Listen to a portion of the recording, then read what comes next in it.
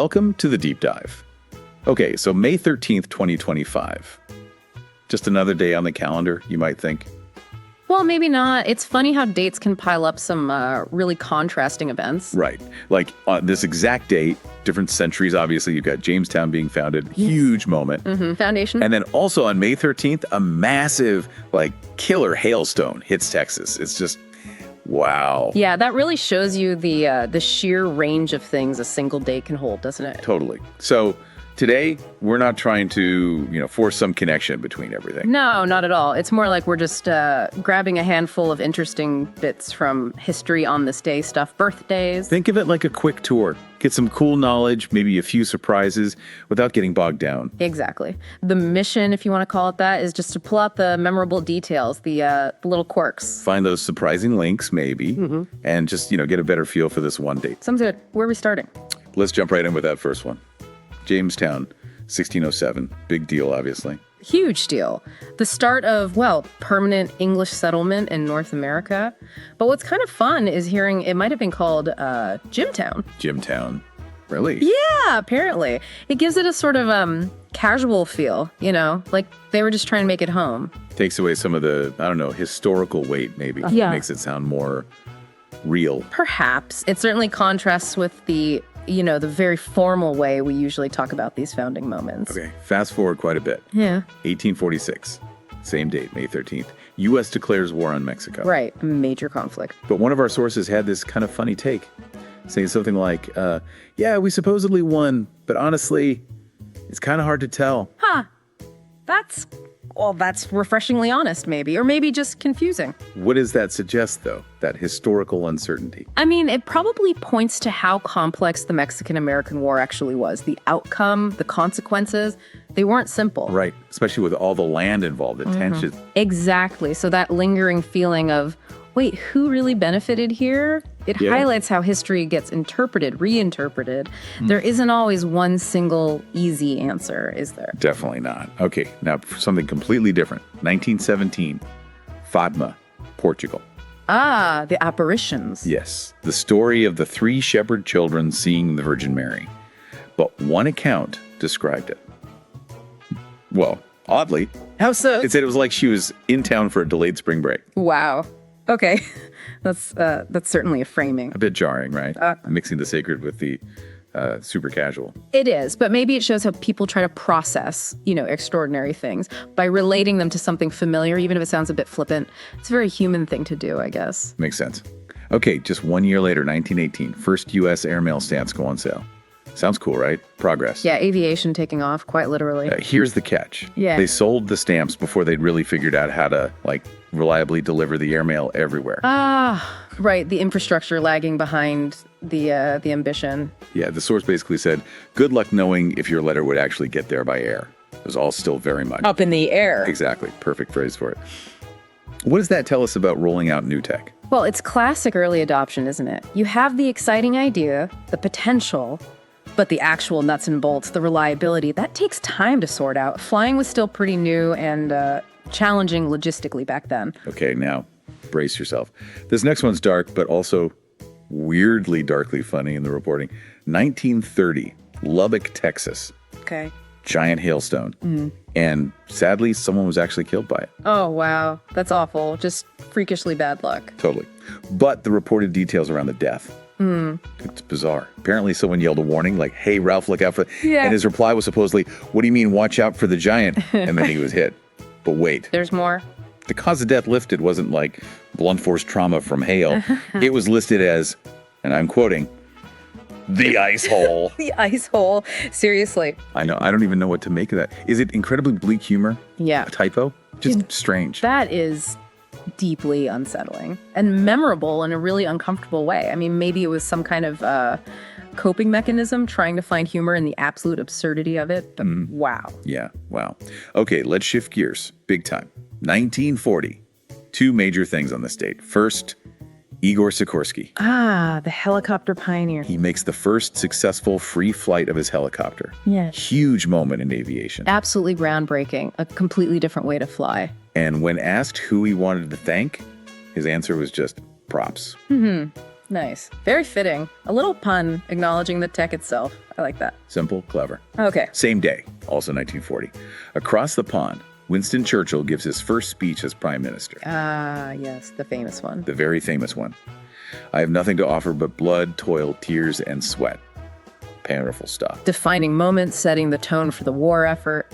Okay, one more historical bit before birthdays. 1958. Vice President Nixon is in Caracas, Venezuela. And it didn't go smoothly, as I recall. Not at all. His limo got pelted with rocks by protesters. Pretty intense situation. Anti-U.S. sentiment running high. But the source adds this weird detail about why they didn't use bowling balls. Okay, why not? Apparently they were just too heavy. Wait, what?